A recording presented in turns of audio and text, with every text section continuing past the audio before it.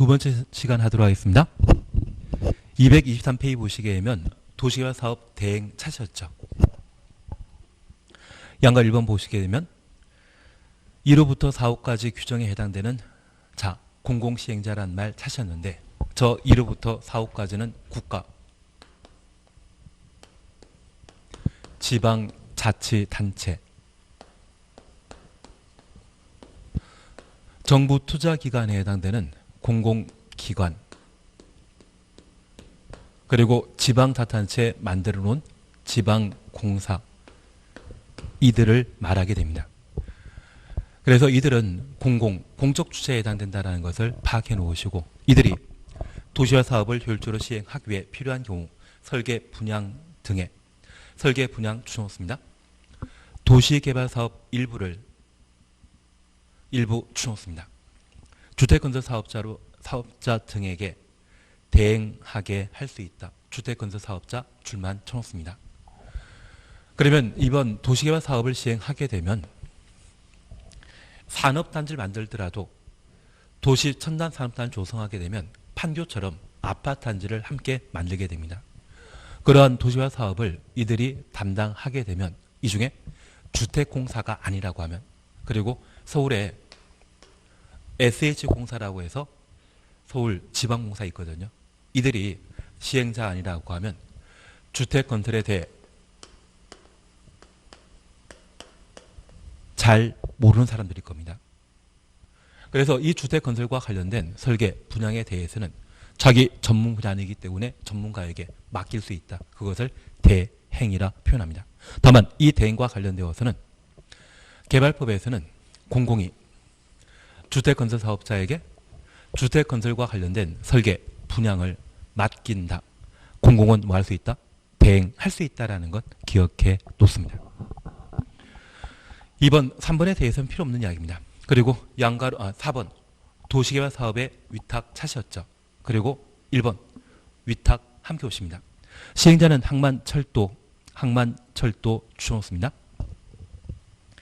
기반설의 건설과 공유수요 매립에 관한 업무를 국가, 지방자치단체, 지방공사, 다음 각호 기관에, 국가부터 기관까지 가로 해놓습니다. 위탁하여 시행할 수 있다. 위탁 줄쳐 놓습니다. 그러면 우리가 잠깐 이해하실 것은 흔히 인프라라 불리는 것이 기반시설이고, 그러한 기반설과 관련되어서는 항만을 만들거나 또는 철도 만드는 것을 인프라라 표현하게 됩니다. 이번에 도시개발 사업 시행하는 자가 공공이 아닌 민간으로서 도시개발 사업 시행자가 되었다고 하면 이들은 평상시에 철도 개발해 본 적이 있다 없다? 없습니다. 그래서 철도 개발과 관련된 전문가인 공적 사업 주체에게 철도 개발 사업을 맡길 수 있습니다. 그걸 위탁이라 표현하게 됩니다. 한 장 넘기십니다. 5번 보게 되면 신탁이란 말 찾으셨죠? 신탁이란 말 찾았습니다. 11조 1항 5호부터 9호까지 규정에 따른 시행자, 가로속에 민간 시행자란 말 찾았습니다. 민간 시행자 줄만 쳐놓습니다. 여기 민간 시행자의 가장 대표적인 자는 도시개발구역 안의 토지 소유자, 조합을 의미하게 됩니다. 이들은 지정권자 승인받아 지정권자 승인 줄쳐 놓습니다. 신탁업자와 신탁업자 줄쳐놓습니다. 신탁계약 체결하여 도시개발 사업을 시행할 수 있다. 나머지 필요 없습니다. 그러면 우리가 잠깐 구분해 주실 것은 저 신탁과 관련되어서는 민간 시행자가 신탁업자에게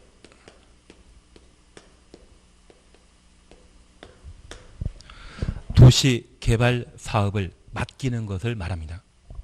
그러면 우리가 잠깐 이해하실 것은 이 민간은 원래 지정권자로부터 지정받아 도시개발 사업을 시행했는데 그 지정 조건에는 충분한 도시개발 사업할 돈을 가지고 있는지 그걸 확인하고 지정했습니다. 그런데 이들이 도시개발 사업을 제대로 시행하고자 하는데 돈이 부족하거든요. 그럴 때 우리 신탁업자가 가장 많이 가지고 있는 것은 뭐다? 기술이겠습니까? 돈이겠습니까? 돈입니다. 그래서 돈 많은 자에게 도시개발 사업을 믿고 맡기고자 하면 애초 돈 많은 줄 알고 지정하던데 불구하고 자기 할 일을 돈 많은 다른 사람에게 맡겨버린다고 하면 지정권자가 잘못 지정한 것과 마찬가지가 되게 됩니다.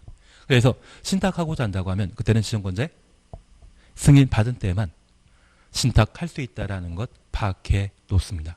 그래서 우린 2단계 관련된 사항으로 저 2단계는 시행자와 실시계획에 관한 내용을 함께 살펴보는 게 일이었습니다.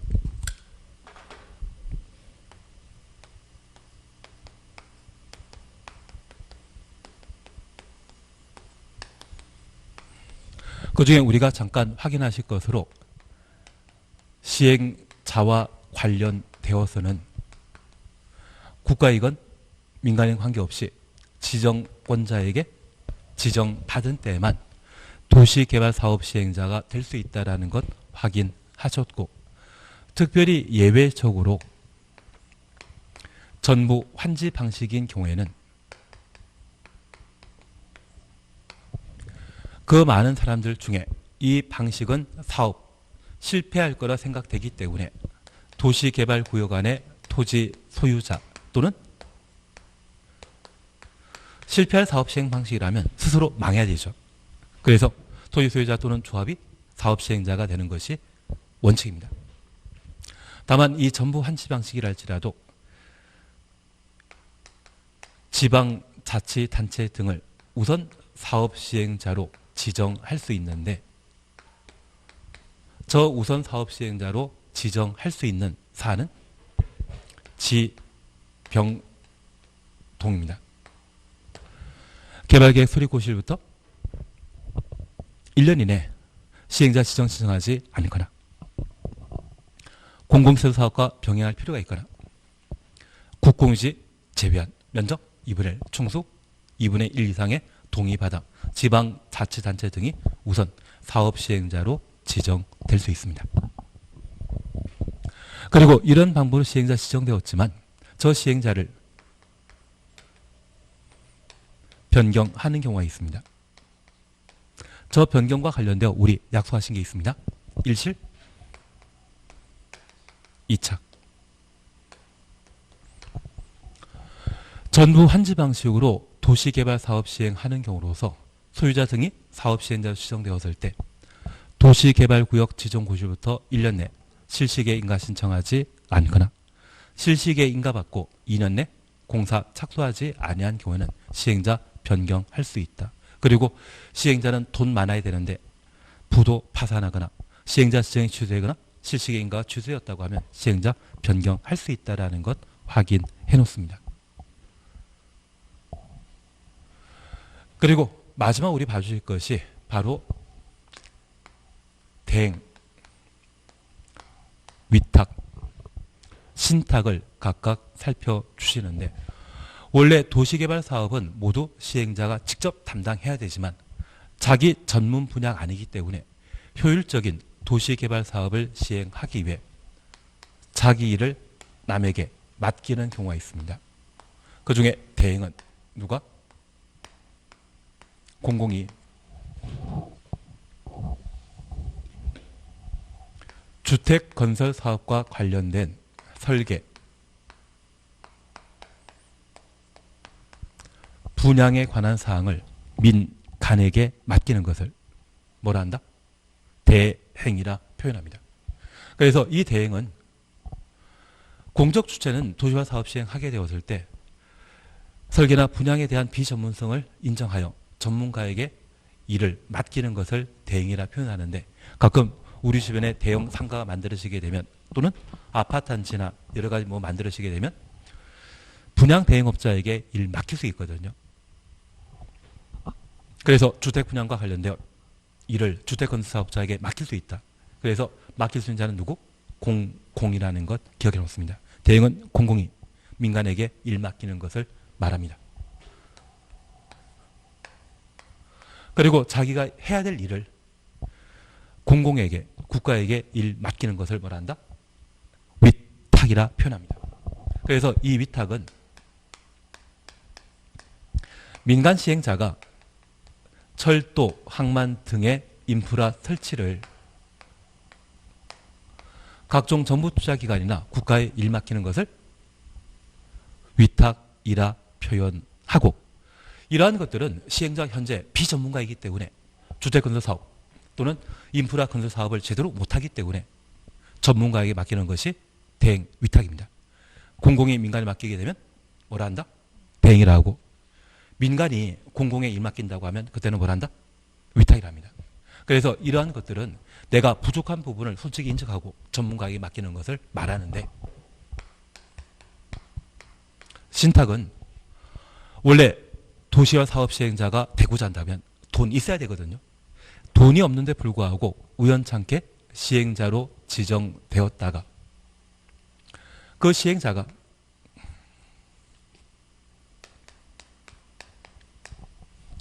돈 없는 시행자 될 수 있는 자는 공공이겠습니까? 민간이겠습니까?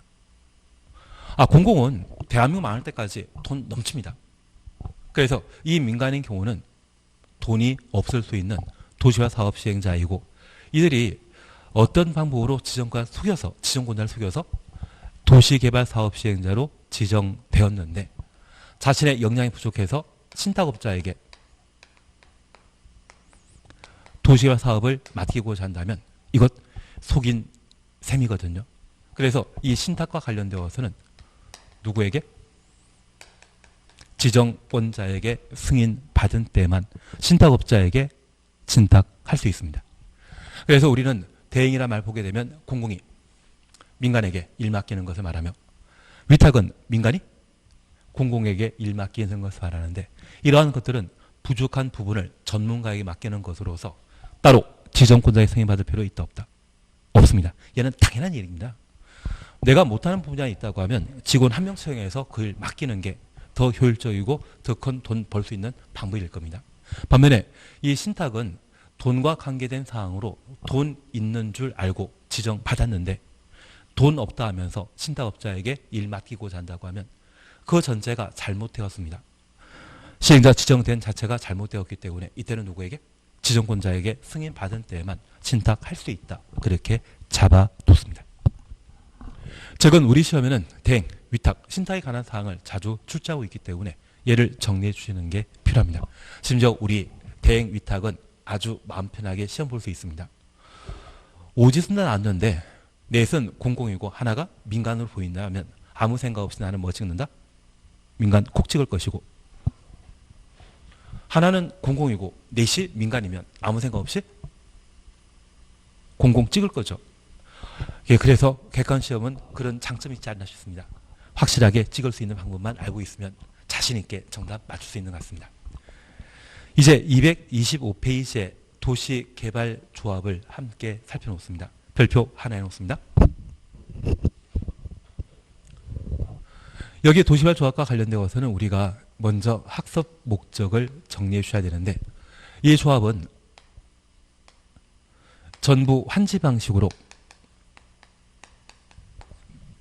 도시개발 사업을 시행할 때 도시개발구역 지정 이후 도시화 사업 시행자가 될 수 있는 자를 바로 조합이라 표현합니다.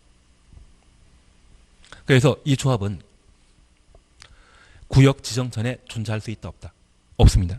그래서 도시개발구역 지정 이후에 등장하기 때문에 이 조합은 도시개발구역 지정 제한할 수 없습니다.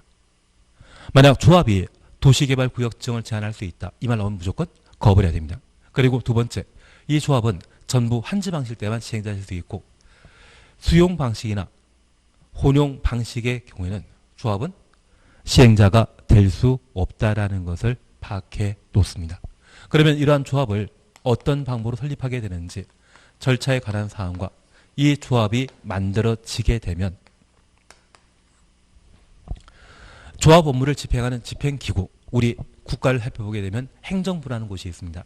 그 행정부와 똑같은 역할을 하고 있는 임원, 그래서 조합장과 이사와 감사에 관한 사항을 각각 살펴주셔야 되고, 두 번째 우리가 기억하실 것은 이 조합이 업무를 처리하기 위해서는 조합원 동의 있는 때만 처리할 수 있거든요. 그래서 조합원 전원으로 구성되게 되는 총회에서 다양한 사안을 의결하게 됩니다.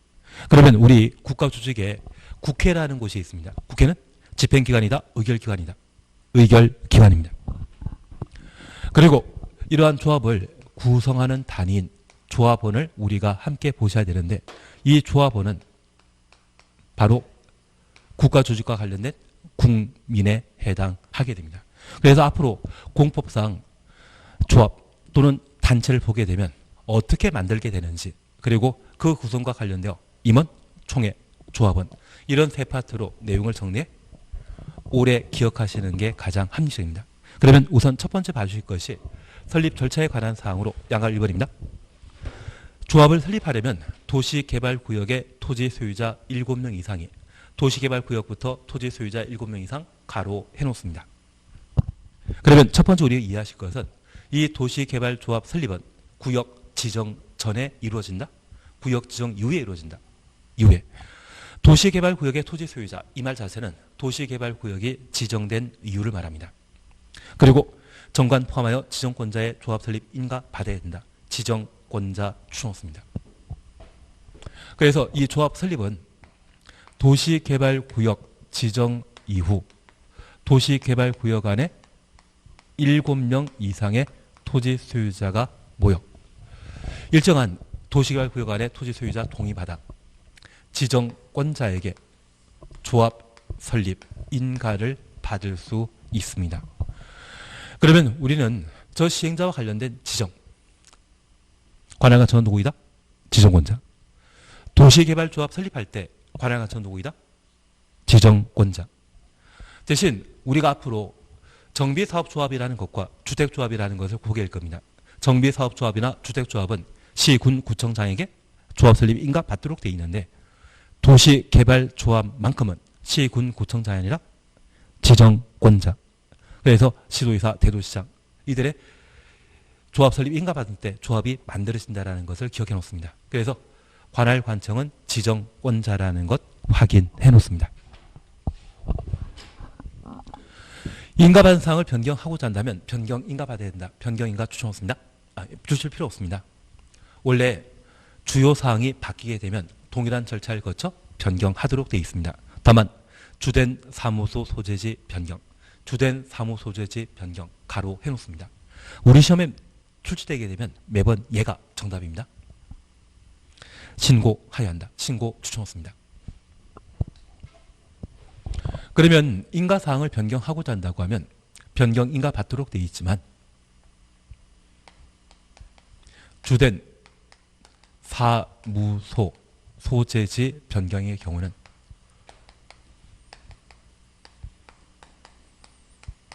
변경, 신고하고 변경할 수 있습니다. 하나 이해하실 것이 있습니다. 여기 도시개발조합 설립과 관련되어서는 도시개발구역 지정 후 토지 소유자 7명 이상이 모여 조합 설립하도록 되어 있는데, 저 7이란 말 보게 되면 항상 연상되는 게 있지 않습니까? 행운의 숫자는 7. 그래서 이 도시개발 사업을 시행하는 분들은 법인 만들거나 조합 만들게 되었을 때 항상 꿈을 꾸는 분들이 많으십니다. 그래서 이 개발 사업 하게 되었을 때 사업 법인체를 드림이란 말로 시작하는 경우가 있습니다. 그래서 예전에 서울 미아리 도시개발 사업을 시행하게 되었을 때 그때 만들어진 법인 이름이 드림랜드이거든요. 그리고 용산 도시개발 사업 시행하게 되었을 때 만들어진 법인이 드림 허브였습니다. 그러면 용산 도시개발 사업은 성공했다, 실패했다? 실패했고, 미아리 도시개발 사업도 드림랜드에서 담당했는데 실패했거든요. 그래서 꿈을 꾸는 분들은 항상 실패하는 게 일인 것 같습니다. 그래서 내가 전부 한지 방식의 도시개발 사업 또는 도시개발 사업을 꿈을 의미하는 드림으로 시작하는 법인에서 담당하게 되면 그냥 웬만하면 의심하는 게 좀 필요하십니다. 드림으로 시작해가지고 성공한 거 몇 군데 없거든요. 그리고 심지어 군산에 새만금 개발 사업 있지 않습니까? 지금 잘 진행하고 있다? 잘 모른다? 아마 실패할 가능성도 있거든요. 그곳 새만금 개발 사업도 드림 허브라고 하는 법인에서 사업을 담당하고 있습니다. 애초 계획했던 것과 지금 많이 변질되었는데 아마 실패하는 그런 수순이 아닌가 싶기도 합니다. 그래도 많은 돈이 투자되었기 때문에 새만 간접 사업 겸한 새만금 개발 사업은 어느 정도 진행해 나가지만 제 생각에는 회사 이름이 예자로 시작해가지고 그렇지 않나 싶습니다. 그래서 이 조합이 도시화 사업 하는 때에도 항상 좀 애매한 점이 있기 때문에 실패할 가능성이 있기 때문에 행운회사를 끌어붙이지 않나 싶습니다. 그래서 앞으로 1부터 10까지 숫자가 있다고 하면 행운과 관련된 수는 7입니다. 그래서 도시개발구역 안에 토지 소유자 7명 이상이 조합 설립한다라는 것 확인해 놓습니다. 그러면 이 도시화 사업을 조합이 시행하게 되었을 때 시행 초기에는 많은 사람들이 적극적으로 참여하고 사무소 엄청 좋은 거 빌릴 겁니다. 그래서 사무소를 빌리게 되었을 때 한 달에 100만 원 또는 200만 원짜리 사무소 빌려 조합 설립 절차를 진행했는데 전부 한지방적으로 도시개발 사업하게 되면 몇 년 걸린다? 10년. 그러면 이 사무실을 2년 차 계약 갱신하게 되었을 때 얘를 변경 인가 대상이라고 하면 저 변경 인가 받을 때 준비할 서류가 그렇게 많거든요. 그러면 이 임대인이 2년 지나 100만 원이 아니라 300만 원의 임대를 불렀을 때 200만 원 임대로 더 주는 것과 서류 준비하는 것 중에 서류 준비하는 게 돈이 더 많이 듭니다. 그러면 300만 원 올리더라도 그 사무실에서 눌러 지내야 된다? 옮길 수 있다. 눌러 지내야 됩니다. 그리고 다음에 갱신하게 되면 아마 500만 원, 1000만 원 부를 겁니다. 그래서 이 도시화 사업을 조합이 전부 환지 방식으로 시행하게 된다고 하면 이 사업은 어려워지는 것, 힘들어지는 것 뻔히 눈에 보이기 때문에 저 사무소 변경을 쉽게 할 수 있도록 이것만큼은 뭐하고? 변경 신고하고 주된 사무소 소재지를 변경할 수 있도록 허용하게 됩니다. 그래서 우리가 이해해 주실 것은 전부 환지 방식으로 조합이 사업 시행하게 되면 쟤는 그 전체가 실패한다는 이야기거든요. 그리고 살림이 좀 궁핍해질 상황을 고려해서 소재지 변경에 대해서는 변경 인가 대상이 아니라 변경 신고하고 변경할 수 있도록 허용하는 것이 특징이 되게 됩니다. 그리고 이렇게 지정권자에게 인가 받으면 30일 내 등기함으로써 조합 설립되게 됩니다. 특별히 등기에 관한 절차를 거쳤다고 하면 이때는 법인입니다. 우리가 민법 공부하다 보면 사단법인과 재단법인이라는 것을 공부하게 되는데 얘는 도시개발구역 안에 토지 소유자 모여 만들어진 법인이거든요. 그래서 사단법인의 성격을 가지지만 그 설립 절차를 공법에 정해놓고 있기 때문에 개발법에 정해놓고 있기 때문에 얘는 민법상 사단법인이 아니라 공법상 사단법인입니다. 다만 도시개발법에서 사단법인과 관련된 모든 규정을 다루기에는 좀 애매하기 때문에 특별한 사항들만 정해놓고 정해지지 않은 사항에 대해서는 민법에 관한 규정을 그대로 준용하도록 되어 있습니다. 그래서 민법의 사단법인에 관한 규정을 준용한다. 이 말 보면 맞지만 얘를 민법상 사단법인이다. 드립니다. 절차는 어디에 다루고 있다? 개발법에서 다루고 있기 때문에 도시개발조합은 공법상 법인이라는 것을 기억해 놓습니다. 박스 속에 참 좋은 이야기 있습니다. 지키십니다. 가끔 시험에 나올 때가 있지만 이런 건 공부하면 머리 아픕니다. 필요 없는 이야기 같습니다. 한 장 넘기십니다. 동그라미 1번 동의 사셨죠. 조합 설립 인가 신청하고자 한다면 도시개발구역 안에 토지의 면적 3분의 2 토지 소유자와 구역의 토지 소유자 총수 2분의 1 동의 받아야 된다. 그래서 도시개발법의 토지 소유자 동의는 그 대전제가 면적 3분의 2 총수 2분의 1 그래서 개발 계획을 수립할 때 환지 방식이라면 토지 소유자 동의 받아야 됩니다. 그때 토지 소유자 동의에는 면적 3분의 2 총수 2분의 1 그리고 우리 이 말 기억납니다. 도시개발구역 지정을 제한하고자 한다면 면적 3분의 2 총수 필요 없습니다. 그리고 지병 동의라는 말 기억납니다. 그 지병 동의일 때는 공유지 제외한 면적 2분의 1, 총수 2분의 1. 지금 수치에 대해서 지금 신경 쓰는 거 아닙니다. 다만 얘는 우리가 국토계획법, 건축법, 주택법이 어느 정도 숙련된 상태에서 그때 천천히 들어갈 사안입니다. 다만 우리가 기억하실 것은 개발법에서는 국, 공유지 포함한다, 제외시킨다, 포함한다. 그리고 대전제 동의 기준은 면적 3분의 2, 총수 2분의 1이다. 그러한 것들이 도시개발조합 설립에도 그대로 적용된다라는 것 확인해 놓습니다. 그리고 동그라미 이거입니다. 동의자 수 산정 방법과 관련되어 저 평상시 안 합니다. 대신 1번 때문에 합니다. 도시개발구역의 토지 면적 산정할 때 국, 공유지 포함하여 산정할 것. 국, 공유지 포함한다, 제외시킨다. 포함한다라는 것 기억해 놔야 됩니다. 그래서 우리 지병동의 경우에만 국, 공유지 제외한 면적 2분의 1, 총수 2분의 1이었던 거 기억하시고 그것 뺀 도시개발법의 토지 소유자 동의에는 국, 공유지 포함시킨다라는 것 꼭 한번 확인해 놓습니다. 3번 철의 당연한 이야기입니다. 잠깐 살펴보십니다. 토지 소유자는 조합 설립 인가 신청 전에 줄만 쳐놓습니다. 동의 철회할 수 있다. 인가 신청 이후에는 동의 철회할 수 없다는 이야기입니다. 한번 동의했는데 이후 철회해버리게 된다면 도시개발사업 가끔 동의 절차가 요건 미흡으로 요건 불충분으로 처음부터 다시 돌아가는 경우가 있거든요. 만약 그런 경우라면 도시개발사업 못한다는 이야기죠. 그래서 한번 동의한 것에 대해서는 철회할 수 없지만 신청하기 전에는 철회할 수 있다는 것 그 정도만 확인해 놓습니다. 그리고 4번 승계 이해되시는지 봐주십시오. 나중에 문제 풀면서 하면 되는데 그냥 한번 보십니다.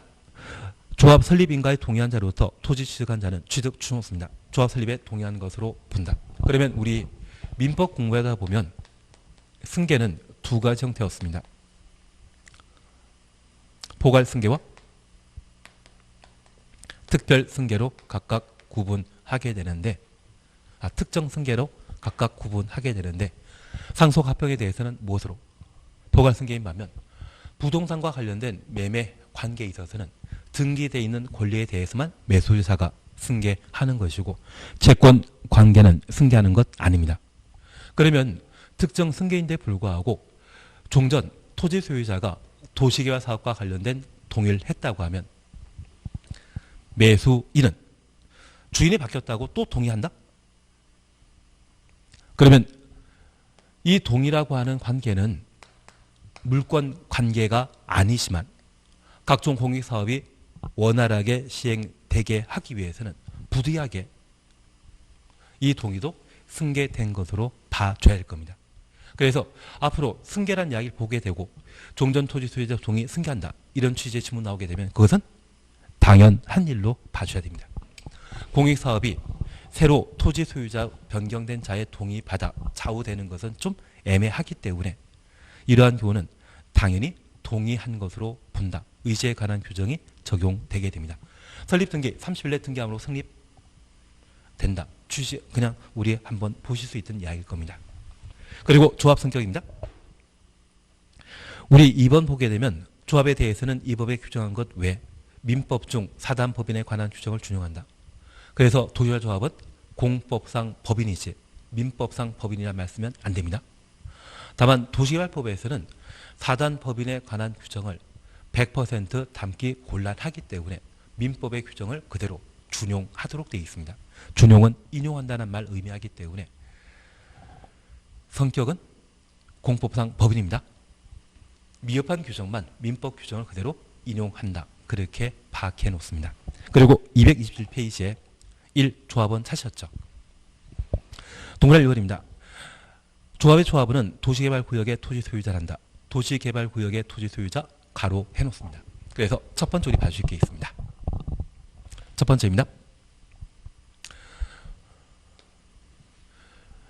여기 조합원은 도시개발구역 안에 토지 소유자를 조합원으로 삼고 있습니다. 그러면 이 도시개발 사업에 반대하는 토지 소유자도 있고 찬성하는 토지 소유자가 존재할 텐데 현재 도시개발 사업은 공익사업에 해당되기 때문에 반대하는 자도 도시개발구역 안에 토지 소유자라면 강제로 조합은 되는 겁니다. 그래서 동의한 자만 조합은 되는 것이 아니라 반대하는 자도 조합은 된다라는 것 파악해 놓습니다. 그리고 두 번째입니다. 이 토지 소유자는 가끔 우리 금수저라 부르는 분들이 계십니다. 미성년자인데도 불구하고 도시개발구역 안에 토지 소유자라고 하면 조합은 된다? 안 된다? 조합은 됩니다.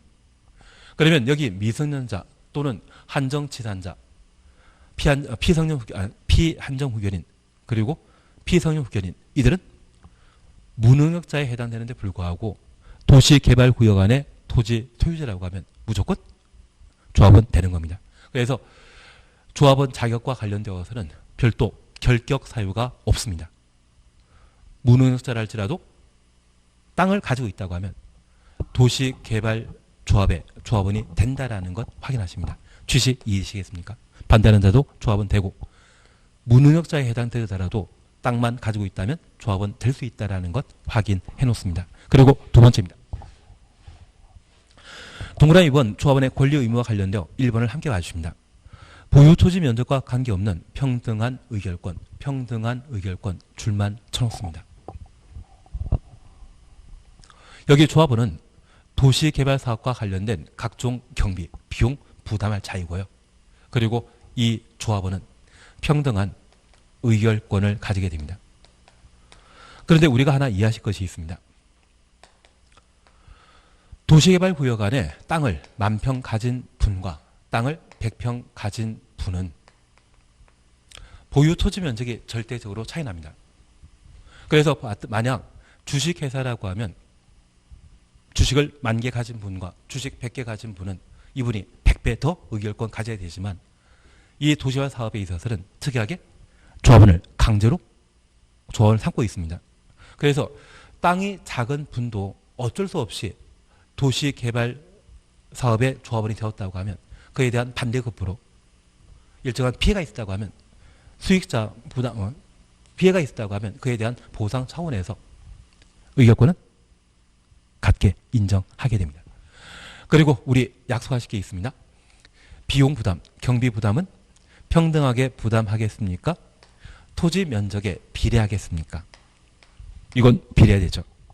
여기 10,000평 가진 분은 그만큼 많은 환지를 받을 것이고 100평 가진 분은 그 비율에 따라 적정한 환지를 받게 될 겁니다. 그래서 그 경비에 대해서는 보유한 토지 면적에 비례하도록 되어 있지만 의결권만큼은 평등하게 행사한다라는 것 확인해 놓습니다.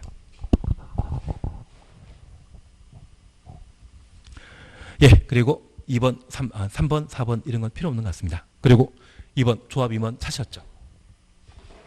조합에는 조합장 1명과 이상 감사를 각각 두도록 되어 있습니다. 그중에 2번 찾으셨죠? 조합 임원은 의결권 가진 조합원이어야 하고 의결권 가진 조합은 가로 해놓습니다. 그리고 3번입니다. 다음 각호 어느 하나에 해당되는 자는 조합 임원이 될 수 없다. 한 장 넘기십니다. 피성년 후견인, 피한정 후견인, 미성년자 민법에서 많이 보셨죠. 그리고 파산 선고받고 복권되지 아니한 자, 경제적 무능력자가 될 것입니다. 그리고 3번 금고 이상의 형을 선고받고 형 집행이 끝나거나 집행받지 아니하기로 확정된 후 2년 지나지 아니한 자, 2년 추놓습니다. 우리 공법과 관련된 결격 사유 기간은 대부분 2년입니다. 가끔 3년, 5년짜리가 존재하는데 3년, 10년짜리가 존재하는데 우리 공인중개사가 자격 취소 당했다고 하면 3년 이내는 다시 중개될 수 없죠. 그래서 그 3년이라는 게 통상적인 결격 사유 기간은 2년인데 그 중개사와 관련되어서는 결격 사유 기간을 3년으로 정해놓기 때문에 아주 특별한 예외 규정이 되게 됩니다. 다만 도시개발 조합 임원과 관련된 결격 사유는 일반적인 규정입니다. 2년이라는 것만 하나 확인해 주시면 될 듯합니다. 그리고 4번 겸직 제한에 관한 사항인데 크게 문제 없습니다. 그리고 5번 찾으셨죠. 조합장 또는 이사의 자기를 위한 조합과의 계약이나 소송에 대해서는 감사가 조합을 대표한다. 감사 줄만 쳐놓습니다. 그러면 우리 딱 두 가지만 정리하시면 됩니다. 첫 번째 임원과 관련되어서는 조합장 딱 한 명과 이사, 감사로 구성되게 되는데 이러한 임원 될 수 있는 자는 의결권 가진 조합원이 임원이 될 수 있습니다. 기본적으로 조합원은 도시개발구역 안에 토지 소유자 이하 됩니다. 그래서 땅을 10평 가지고 있건 10,000평 가지고 관계없이 땅을 기본적으로 가져야 되고, 다만 이 조합은 되고자 할 때 미성년자, 피성년 후견인, 피한정 후견인은 정상적인 행위 능력 가진 게 아니죠. 그들은 무능력자에 해당되는 것으로 의결권 없는 자로 파악하게 됩니다. 그래서 의결권 가진 조합원은 미성년자인 토지 소유자는 조합의 임원 될 수 있다 없다? 없습니다. 대신 조합원 자격에는 미성년자일지라도 조합원 될 수 있지만 임원 되고자 한다고 하면 무엇 있는? 의결권 있는 조합원인 때만 임원 될 수 있다는 것 확인하십니다. 결격 사유에 대해서는 얘는 딱히 시험거리 아니기 때문에 신경 쓰지 마십시오. 그리고 두 번째, 이 임원과 관련된 특이한 사항으로 조합장이나 이사가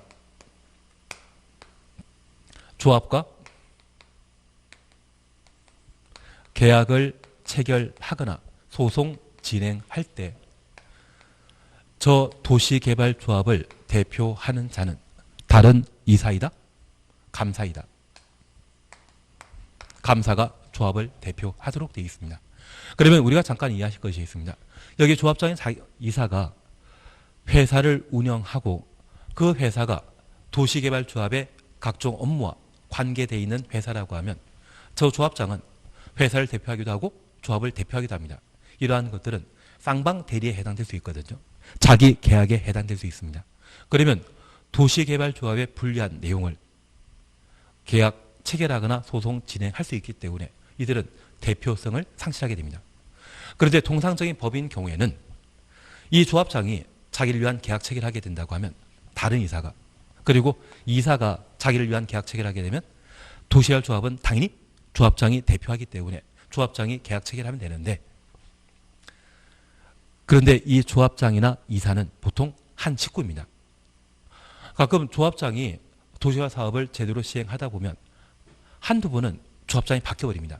보통 배임 횡령죄로 바뀌시거든요. 그러면 이 조합장과 이사는 같은 사람이어야만, 자기 식구야만 조합장이 교도소 안 갈 수 있거든요. 그래서 내 식구 심어놓는 게 워낙 커다다 보니 도시개발조합의 전반적인 업무를 감사하는 이 감사가 이 경우는 조합을 대표하도록 되어 있습니다. 그래서 통상적인 법인 조직에는 다른 이사가 조직을 대표하도록 되어 있지만 도시개발조합은 누가? 감사가 조합을 대표한다라는 것 확인해 놓습니다. 아주 특별한 경우가 되게 됩니다. 그래서 임원과 관련되어서는 항상 두 가지입니다. 임원 될 수 있는 자는 의결권 있는 조합원일 것. 그래서 도시개발구역 안에 땅을 가지고 있을 때만 임원 될 수 있다는 것 파악해 주셔야 됩니다. 그리고 조합장이나 이사가 자기를 위한 계약 체결하게 되면 누가 조합을 대표한다? 감사가 대표한다. 그것 잡아주시는 게 필요합니다. 그리고 4번 조합의 총회 대의원의 차시였죠. 양가 1번 총회 찾았습니다. 다음 각호 사항은 총회 의결 거쳐야 된다. 그래서 1번부터 11번까지는 총회 의결 거치도록 되어 있었고 2번입니다. 대의원의 차시였죠. 의결권 가진 조합원 수가 50명 이상의 조합은 총회 권한을 대행하기 위해 대의원에 둘 수 있다. 그러면 대의원에도 의결 기구란 이야기죠. 총회 참여하는 사람이 워낙 많다 보면 제대로 안건 처리가 불가능하기 때문에 대의원회를 따로 만들 수 있다는 이야기입니다. 그래서 대의원회는 이미 기구라는 것 파악해 주시고 이 대의원회를 둘 수 있는 요건은 의결권 있는 조합원 수가 몇 명? 50명 이상일 때 대의원에 둘 수 있다. 그렇게만 구분해 놓습니다. 그리고 3번 찾았습니다. 동일한 3번 보게 되면 대의원회는 총회 의결 사항 중에 다음 각호 사항을 제외한 다음 각호 사항 제외 가로해 놓습니다. 그리고 제외 추정 놓습니다. 총회 권한을 대행할 수 있다. 그래서 총회는 의결기구인데 저 총회를 대신해서 의결할 수 있는 대의원회를 두고 있습니다. 그런데 이 대의원회가 의결기구인데 불구하고 5개 사안에 대해서는 의결한다 못한다? 못합니다. 그래서 1. 정관의 변경. 정관 추놓습니다. 2번 개발계획 수립 변경. 개발계획 추놓습니다. 3번 환지계획의 작성. 환지계획 추놓습니다. 조합 임원 선임. 임원 추놓습니다. 조합의 합병 또는 해산. 해산 추놓습니다. 그래서 5가지는 대의원회에서 의결하지 못하고 오직 어디에서만? 총회에서만 결정하는 사안입니다. 그러면 이 5가지를 조합하게 되면 우리는 이런 말을 하나 만들 수 있습니다. 정하나 게임해.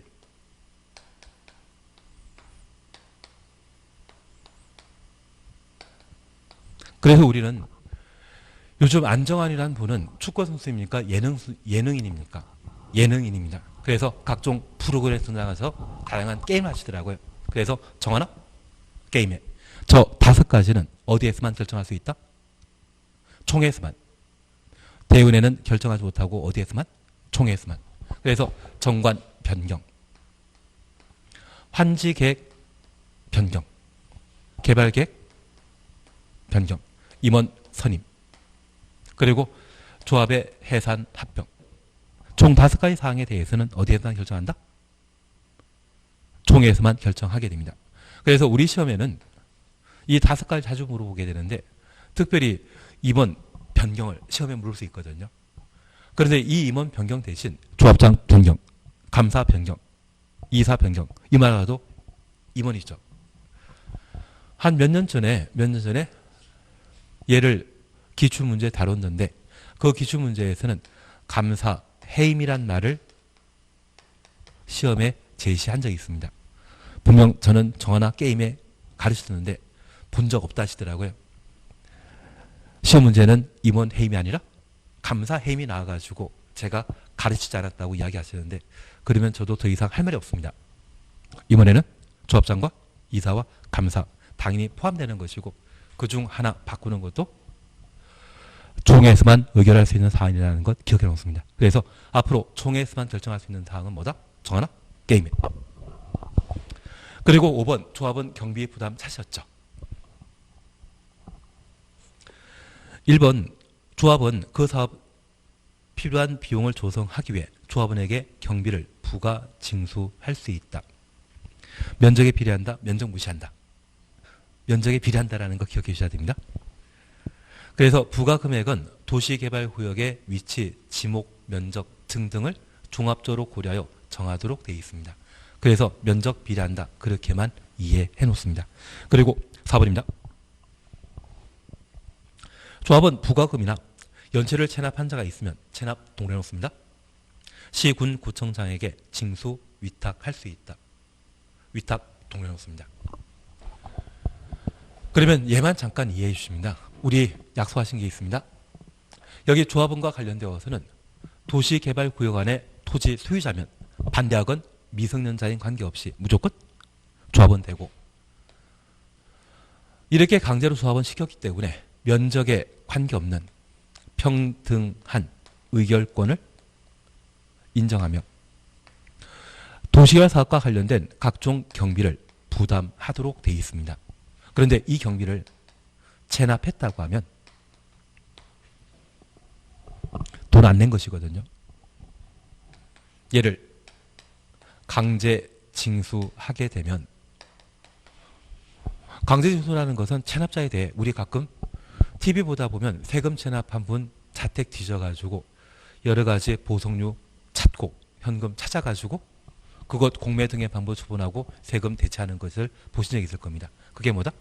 강제 징수입니다. 이러한 강제 징수는 조합이 직접 할 수 있다 없다? 없습니다. 강제 징수는 누구에게? 시, 군, 구청장에게 맡겨 강제 징수할 수 있습니다. 그래서 시, 군, 구청장에게 징수 위탁할 수 있다. 그 의미는 무엇? 강제 징수를 말합니다. 그런데 우리 하나 이해하실 것이 있습니다. 만약 시험에 조합원이 경비 체납하게 되면 도시개발조합이 징수할 수 있다. 강제 징수할 수 있다. 이 말 나오면 드립니다. 우리 학교 다닐 때 깻잎 머리 하신 분들이 가끔 삥 뜯고 그리고 삥 뜯기는 모습을 보신 적이 있을 겁니다. 개인에게 삥 뜯는 것은 적법하다, 불법이다. 예전에 참 불법이 많았던 것 같습니다. 그것은 깻잎 머리 하신 분들이나 가능하신 거고 우리가 이제 법을 공부하시다 보니 민간에게 삥 뜯는 거 된다 안 된다? 안 됩니다. 그래서 체납이란 말이 있고 광재 징수를 조합은 직접 하지 못하고 누구에게? 시군구청장에게 위탁하여 할 수 있다. 그렇게만 구분해 놓습니다. 그리고 5번에 100분의 4라는 말 찾으셨죠? 여기 징수를 위탁하게 되면 저 위탁은 민간이 시군구청장에게 위탁하게 되면 4%의 수수료를 내도록 되어 있습니다. 그리고 국가나 주택공사가 위탁하게 되면 2%를 위탁 수수료로 내도록 되어 있습니다. 민간 얼마? 4%. 국가주택공사는 2%. 그러면 국가주택공사가 토지를 강제 수용하고 보상하게 되었을 때 현장에 사무실 두게 되면 그 운영비 만만치 않거든요. 대신 시군구에는 동사무소가 각각 설치되어 있고 그러한 공무원을 통해 강제 징수하게 되면 좀 면이 서지 않습니까? 민간이 강제 징수하게 되는 것보다 공무원 나가지고 징수하는 게 좀 멋있어 보이지 않습니까? 사실 그게 더 수월하거든요. 그래서 위탁 업무를 맡기게 되면 민간은 4, 국가주택공사는 2% 수수료 부담한다. 그렇게 구분해 놓습니다. 예, 다음 페이지 실시계획과 관련되어 딱 하나만 보고 쉬었다 하실 겁니다. 두 번째 줄에 지구단위 계획이란 말 찾았습니까? 실시계획에는 지구단위 계획이 포함되어야 된다. 지구단위 계획은 개발계획 내용이다. 실시계획 내용이다. 실시계획 내용이라는 것 기억하시고 특별히 개발계획에 실시계획을 포함시키면 무조건 틀린 것으로. 그리고 잠깐 쉬었다가 240페이지 가십니다. 실시계획과 관련된 내용에 대해서는 싹 무시해버립니다. 나오면 아주 어렵게 나오고 아예 안 나오는 상황이기 때문에 얘는 건너뛰는 쪽으로. 잠깐 쉬었다가 240페이지의 수용부터 보도록 하겠습니다.